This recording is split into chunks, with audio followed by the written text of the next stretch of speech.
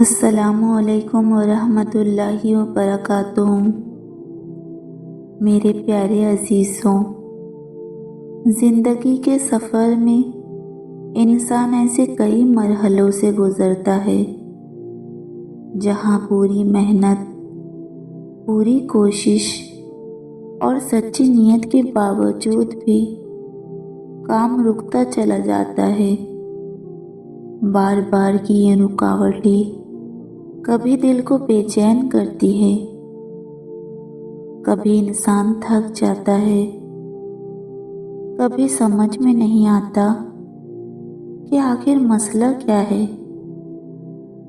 لیکن حقیقت یہ ہے کہ بعض اوقات ان رکاوٹوں میں ایک گہری حکمت چھپی ہوتی ہے، ایسی حکمت جو ہمارے محدود علم میں نہیں مگر اللہ تعالیٰ کے علم میں پوری واضح ہوتی ہے۔ جب کبھی ہم پوری نیت، سچے ارادے اور تمام وسائل کے ساتھ کسی کام کو انجام دینا چاہتے ہیں اور پھر بھی وہ کام مکمل نہیں ہو پاتا، تو یہ صرف پریشانی کا لمحہ نہیں ہوتا بلکہ سوچنے کا لمحہ بھی ہوتا ہے۔ بار بار کی رکاوٹیں ہمیشہ اتفاق نہیں ہوتی۔ بہت ممکن ہے کہ اللہ تعالی ہمیں ایک ایسے نقصان سے بچا رہا ہے جو ہمیں نظر نہیں آ رہا، یا ہماری زندگی کے لیے کسی اور بہتر راستے کی طرف رہنمائی کرنا چاہ رہا ہو۔ قرآن مجید میں اللہ تعالیٰ فرماتا ہے، اور ہو سکتا ہے کہ تم کسی چیز کو ناپسند کرو اور وہ تمہارے لیے بہتر ہو، اور ہو سکتا ہے کہ تم کسی چیز کو پسند کرو اور وہ تمہارے لیے بری ہو، اور اللہ جانتا ہے اور تم نہیں جانتے۔ یہ آیت ہمیں یاد دلاتی ہے کہ ہمارا علم کمزور ہے، ہماری نظر محدود ہے، مگر اللہ کی حکمت کامل ہے۔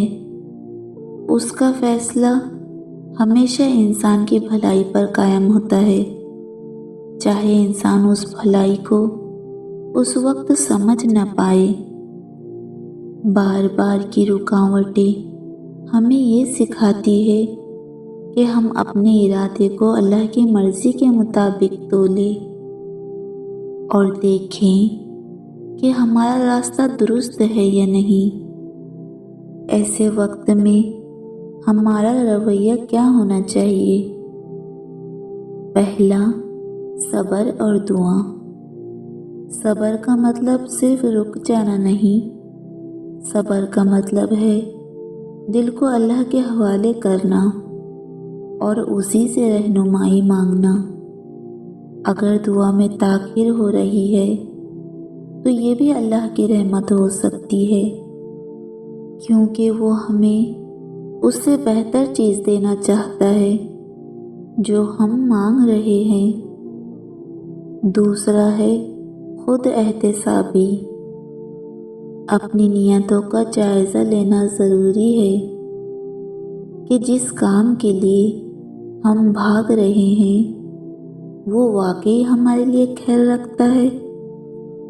کیا وہ کام جائز اور درست ہے، یا وہ ہماری خواہشات، ضد یا انا کا نتیجہ ہے؟ تیسرا ہے متبادل راستے پر غور۔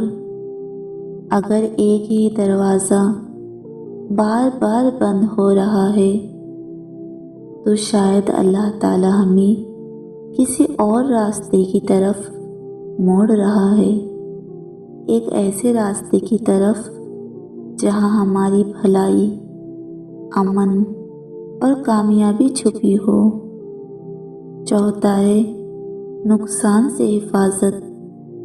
بعض اوقات رکاوٹیں دراصل حفاظت ہوتی ہیں، ہمیں نظر نہیں آتا مگر اللہ جانتا ہے کہ آگے کیا ہے، کون سا راستہ خیر لائے گا اور کون سا نقصان۔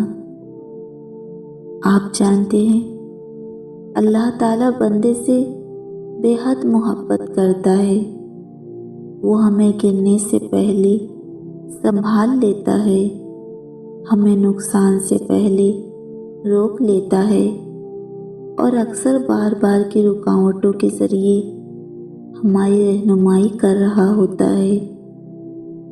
یہی وجہ ہے کہ جب کام رکے تو مایوس نہیں ہونا چاہیے، بلکہ اللہ کی حکمت پر بھروسہ رکھنا چاہیے۔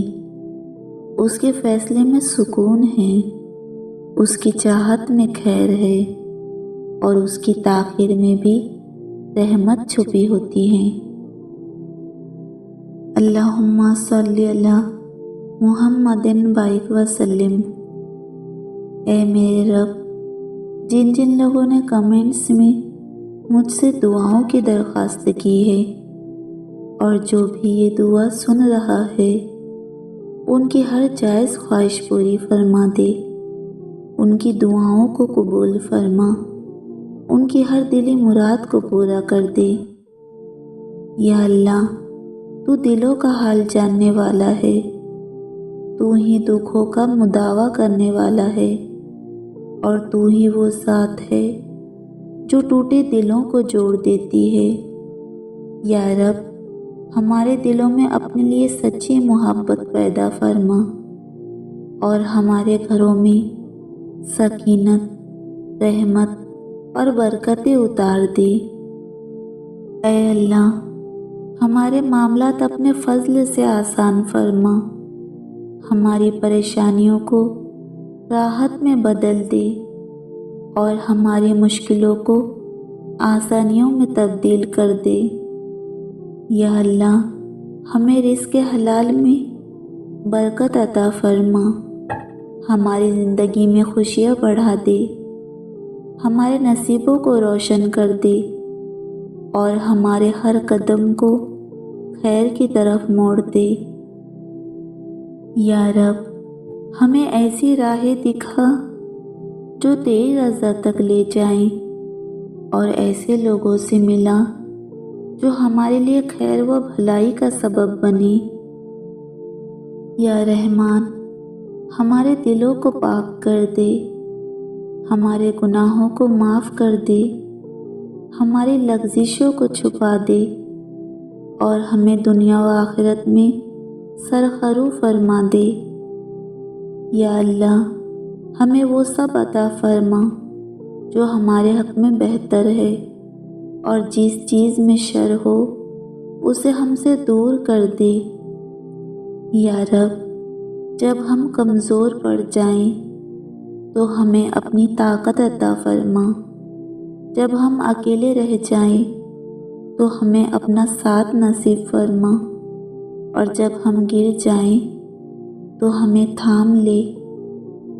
یا اللہ، ہماری دعاؤں کو اپنی رحمت کے صدقے قبول فرما لے، ہمارے گھروں میں چین، سکون، اتفاق اور خوشیاں اتار دے۔